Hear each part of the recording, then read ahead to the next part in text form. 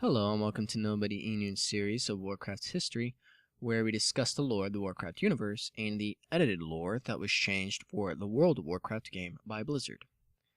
In the last episode, we learned some very important things and discovered some inconsistencies within the lore of World of Warcraft.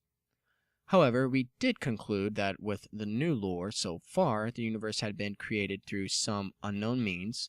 Godlike beings known as the Titans emerged from the cosmos, crafting and forging worlds.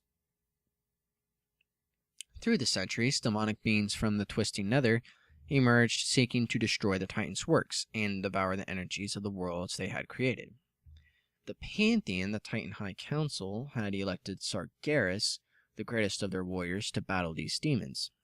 After countless millennia of defeating demons and imprisoning them, Sargeras lost himself into a great depression, and he decided to leave the Titans to find some other purpose and destiny. Eventually, Sargeras became insane and decided to destroy everything in existence, and began a long search for followers that he could use in his mission to eradicate all life. Now today we're going to be talking about the Old Gods and the Ordering of Azeroth, which occurred during Sargeras' prolonged absence when he was wandering through the cosmos in search of followers. Unaware of Sargeras' mission to undo their countless works, the Titans continued to move from world to world, shaping and ordering each planet as they saw fit.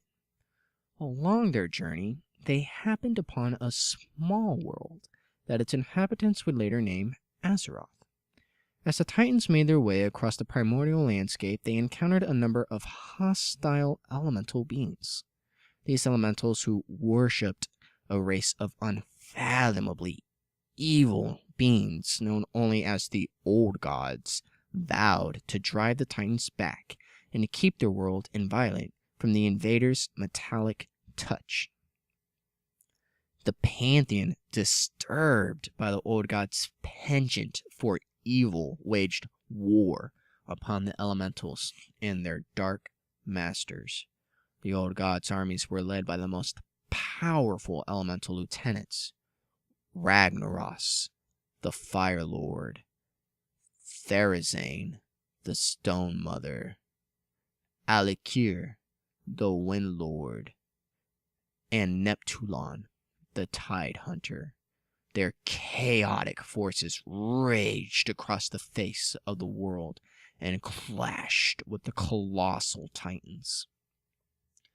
Though the elementals were powerful beyond mortal comprehension, their combined forces could not stop the mighty Titans.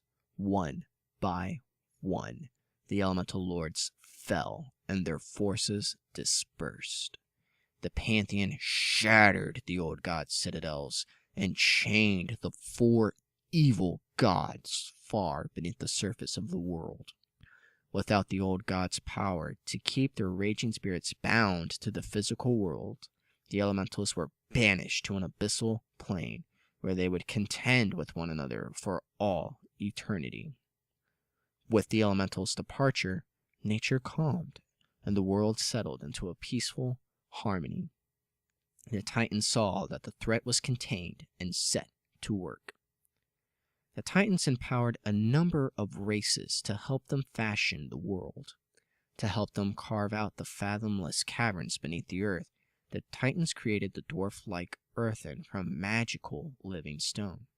To help them dredge out the seas and lift the land from the sea floor, the Titans created the immense but gentle sea giants. For many ages, the Titans moved and shaped the earth, until at last there remained one perfect continent. At the continent's center, the Titans crafted a lake of scintillating energies.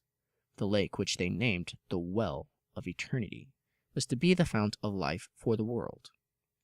Its potent energies would nurture the bones of the world and empower life to take root in the land's rich soil. Over time, plants, trees, monsters, and creatures of every kind began to thrive on the primordial continent. As twilight fell on the final days of their labors, the Titans named the continent Kalimdor, Land of Eternal Starlight. That passage can be found in the History of Warcraft Chapter 1, under the old gods and the ordering of Azeroth, and it occurred roughly between 65 through 140,000 years prior to the opening of the Dark Portal.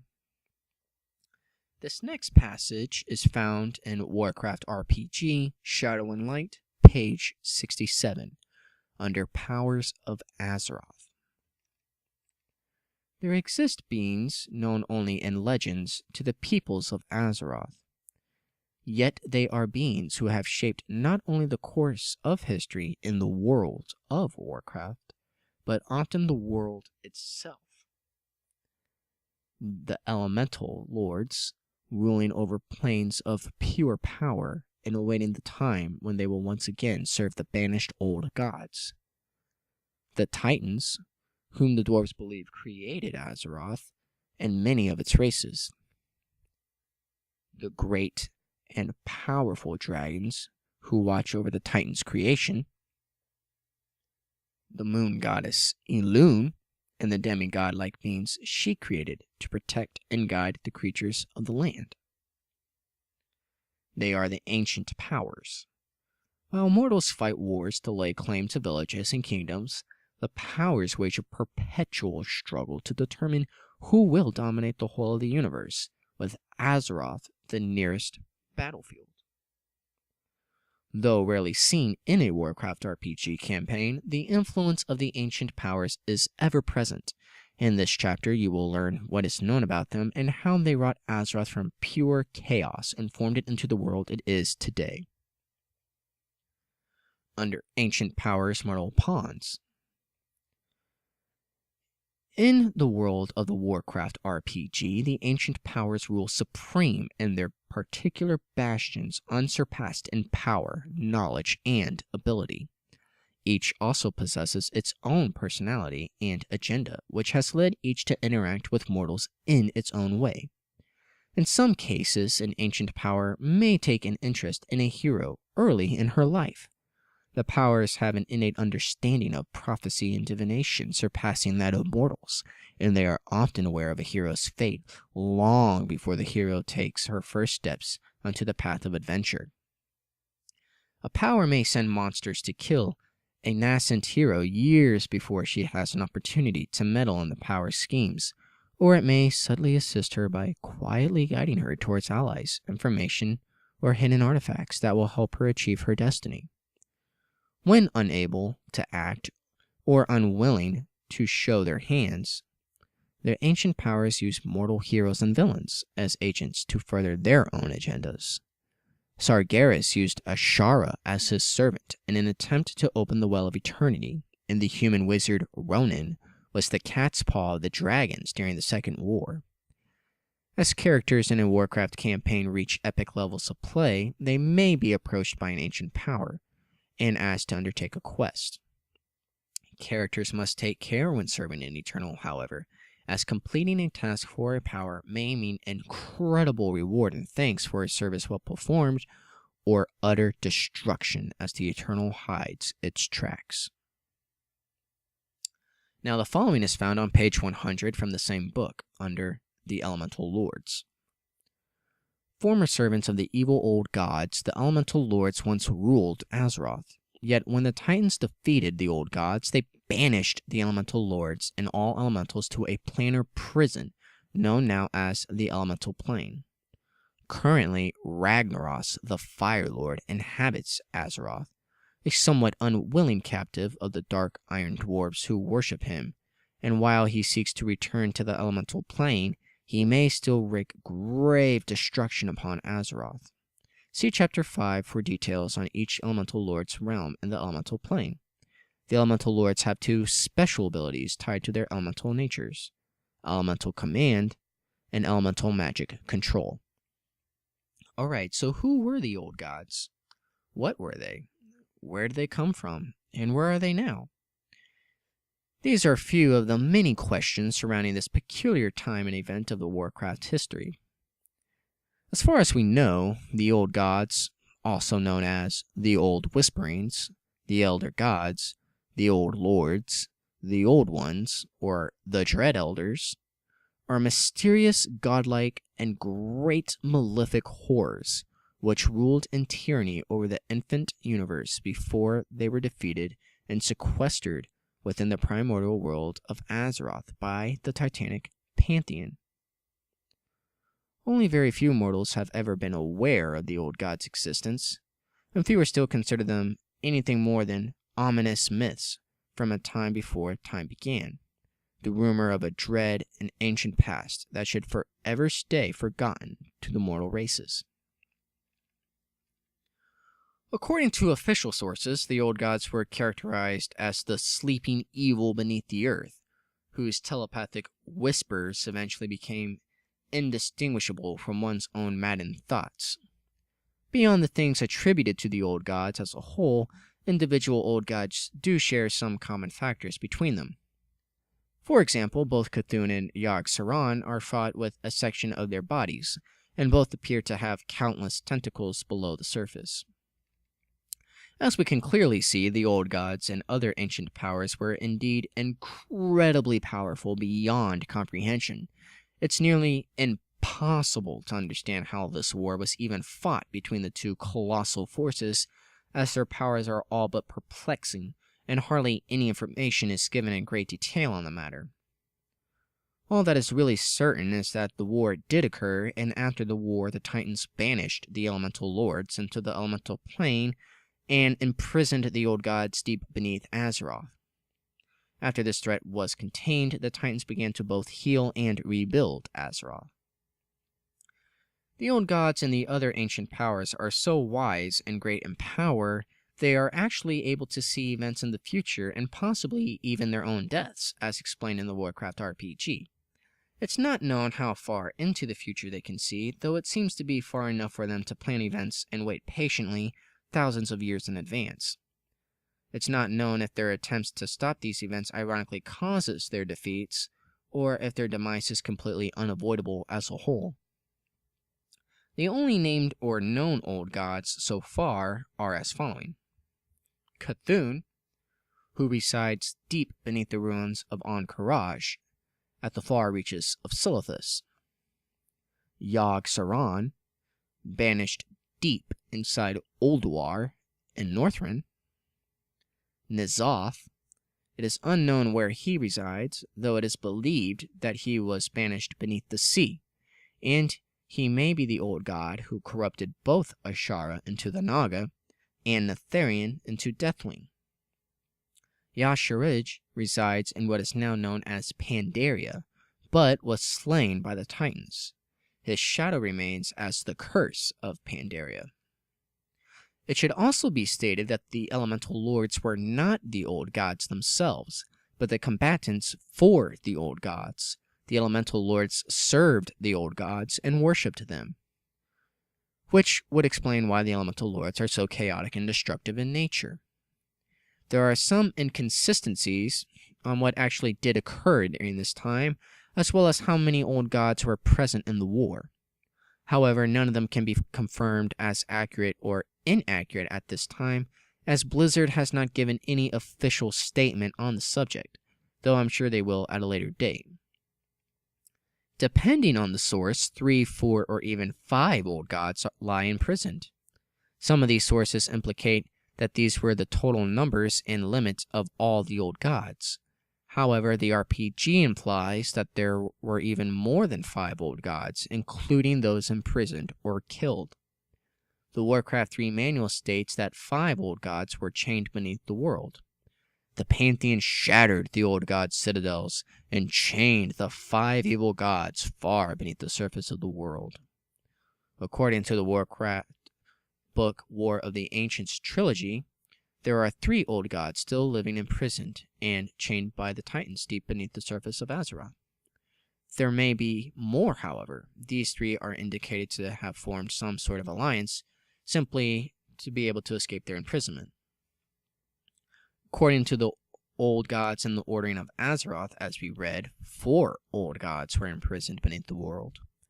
This could perhaps be reconciled with the War of the Ancients trilogy, if it were taken to include the fallen Cthulhu in the count of the imprisoned gods. This is, however, unlikely, as Cthulhu was believed dead and not imprisoned. However, it should be noted that the version of this chapter presented in the story section of the official site does not reference the number of old gods at all, both those imprisoned or killed. There are more old gods than just the ones trapped on Azeroth. It takes a lot for them to become manifested on a physical plane, however. This shows us that some kind of great power or ritual is required to summon one old god to the physical world, and implies there are even more old gods in the cosmos than are trapped in Azeroth. None now remember how Azeroth came to be, yet legend persists that the Titans traveled to the newly formed world, shaping the land and first seeding it with life. Beings as the Earthen were then created by the Pantheon to complete the mighty works the Titans had begun, and to prepare Azeroth for the time when it would give birth to the first mortal creatures. After the Titans had departed from Azeroth, however, a great calamity befell the young world. From the endless void of the universe, unspeakable terrors known only as old gods came. The world buckled to its foundations under dire power unimaginable, and the elements were thrown into such great disorder that Azeroth degenerated back to a state of primordial chaos, atrophy, and destruction, a world where no life could ever form or exist. The creations of the Titans, too, were subjugated by the old gods, becoming afflicted with the curse of flesh. The elements that comprised the world had become as the dark ponds of the old gods, and the Titans' creations had either been destroyed or were suffering a far worse fate. When the Titans discovered what transpired upon the youngest seedling, they made their return. The Pantheon struck down the 4 elemental lords, who were devastating the world and shattered the old gods' citadels, which caused the greatest battle Azeroth would ever know to erupt. One by one, the old gods were defeated and sequestered, but from this great siege between the gods, the rumor of a Titan having fallen echoes across the ages. The curse of flesh had grown so malign, however, that it had symbiotically bound the infant world to the old gods, and their destruction would have ensured the annihilation of Azeroth. Instead, the Pantheon neutralized the power of the old gods and sealed the entities away within the deeps of the world for the remainder of its existence. After the old gods were contained and the elemental servants banished, the spirits of the elements again settled into balance, and Azeroth's ability to birth and sustain life returned. The Titans reseeded the world, recreated the Earthen, and empowered defensive measures, such as the Titanic Watchers and the Dragon aspects. They then departed from the world anew, leaving Azeroth to once again await the awakening of the first mortal beings. In the novel The Sundering, it is hinted that the old gods are more powerful than the Titans, including even Sargeras. It is said that they are extremely powerful, and that the combined might of many Titans are required to defeat them. It is also stated that if they are freed, even Sargeras himself would plead for the mercy of death. This is further supported by their statement that little effort is needed to destroy Sargeras and take his Burning Legion as their new minions. However, this has not been confirmed yet by Blizzard to be accurate, and it is a hot subject of debate for many followers of the lore. The old gods have a very unique and strangely effective power known as the Whispers, or Whisperings. These powers are so effective that even in their unconscious state and imprisoned beneath the earth, the old gods can effectively convince mortals, or somehow control them, to act on the old gods' behalf. Since the dawn of life on Azeroth, the old gods have been whispering to the subconsciousness of both mortal and eternal beings, subverting their thoughts and feelings, and sometimes even driving them to great malice, complete insanity, or, in rare cases, even both. The most famous and tragic of these victims would be Neltharion, the Earth Warder, the once mighty black dragon aspect who had been empowered by the Titan Khazgroth with dominion over the deep, secret places of the world. Yet, not even Neltharion's great wisdom and power proved capable of breaking the grip the old Whisperings had on his mind, causing the Earth Warder to eventually lose his sanity and become a weapon of mass destruction. Neltharion renamed himself Deathwing, seeking the genocide of all non-draconic life on Azeroth, as well as the enslavement of the other dragon flights. Malfurion Stormridge and Verathan momentarily heard the whisperings when they held the demon's soul within their grasp. Malfurion has since stated that Ursa's noble brood has fallen victim to the old whisperings as well. The highborn Queen Ashara is said to have heard the whisperings moments before what would have been her death, causing her and her highborn people to transform into the monstrous Naga, an offer they either accepted willingly to avoid their fate, or which had been coerced onto them. The remainder of her surviving highborn, who made landfall in the Tirisfal Glades, are rumored to have succumbed to insanity after hearing these same whisperings. The most striking historic account of the old whisperings, however, is found within the ancient scroll of lore of the Tauren, located in their capital city of Thunderbluff at Elder Rise. The legend of creation of the formerly nomadic Tauren tribes makes a direct reference to the whisperings, stating that the first incidents of Tauren committing acts of deceit, murder, or warfare were because their early brethren hearkened to the dark whispers from deep beneath the world. During the War of the Ancients, they corrupted the great benevolent dragon aspect Neltharion, as already stated, and they corrupted him to create for them the extremely powerful artifact known as the Demon's Soul, which they then empowered as well. They intended to have Sargeras use it unintentionally to set them free. The Demon's Soul was taken from Neltharion by Malfurion, however. It was then stolen from him by Illidan, and it was put in the Sargeras summoning matrix. Then it was taken back by Neltharion, who shortly thereafter was struck away by the old gods, who wished to have the summoning of Sargeras completed. Malfurion would later pick up the Demon's Soul after Neltharion dropped it, and used it in conjunction with Illidan to prevent Sargeras' entry to the world. It was then given to the dragons, and it would be stolen by Necros 10,000 years later. Eventually, it would be taken back by the dragons and finally destroyed. In the changing lore, 10,000 years later, the old gods invaded Nosdormu's realm and managed to open a rift in time. They planned to toss some beings back through time, servants that would change the way the War of the Ancients took place, and give Sargeras a new chance to enter the world, and therefore give them a new chance to set themselves free. Their plans were, although, again, crushed by the very same Malfurion Stormrage who had stopped them before. The Black Fathom Deeps in Ashenvale was once long ago a temple to Elune. The Great Sundering ruined this temple and left it submerged in water and buried under rock.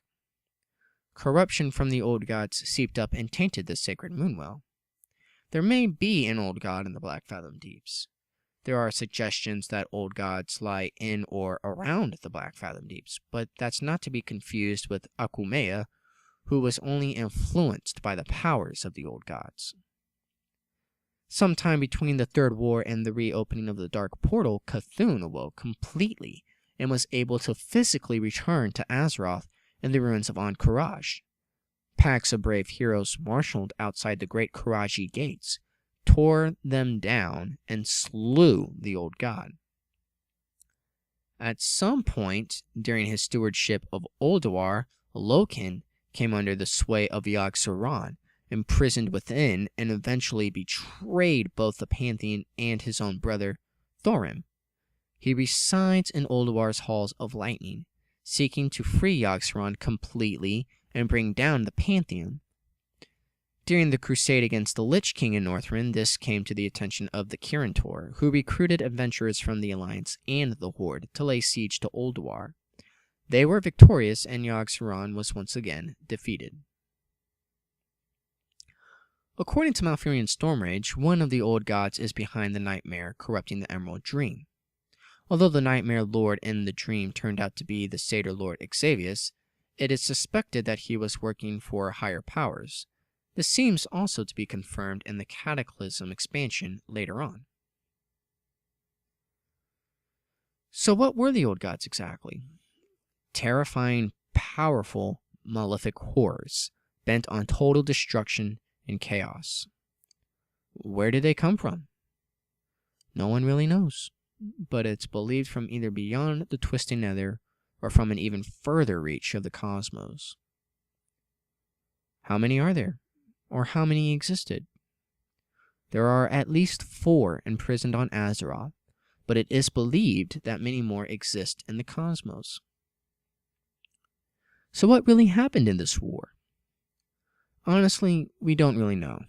All sources conflict with each other from the moment the Titans first arrived to Azeroth to the ending of the war, and there has been no definite confirmation on specifics regarding events in it. You're first told the Titans arrived to Azeroth and the old gods were already there. But then you have another source claiming the old gods descended upon Azeroth after the Titans left. All that is really explained as the end results. The old gods are imprisoned, the elemental lords banished, the earth incorrupted with flesh, and the reforging of Azeroth begins once again. So in conclusion, with all this information here, this is what happened. 1. The Titans forged Azeroth and created beings such as the Earthen to finish their work. 2. The old gods either descended upon Azeroth or were already there. They were creating destruction, terror, and chaos, corrupting the elemental lords and subjugating the Titans' creation. 3. The Titans waged a war on the old gods and their elemental lieutenants. 4. After a terrifying war, the old gods were imprisoned beneath the planet of Azeroth, and the elemental lords banished to the elemental plane. 5. The Titans' servants had been cursed with flesh. 6. The Titans began reforging Azeroth and rebuilding. 7. After they had repaired the beaten planet, they created protectors of the planet known as the Titanic Watchers and the Dragon Aspects. 8. After they saw the planet was healing and all was safe, they left the planet to discover its own fate. So that's it for today. This concludes the War with the Old Gods. Thank you for watching today's episode. If you want to see more episodes and comparisons, please subscribe to my channel and like this video. If you have any questions, comments, or concerns, please feel free to message me. Until next time, I will see you on the next episode.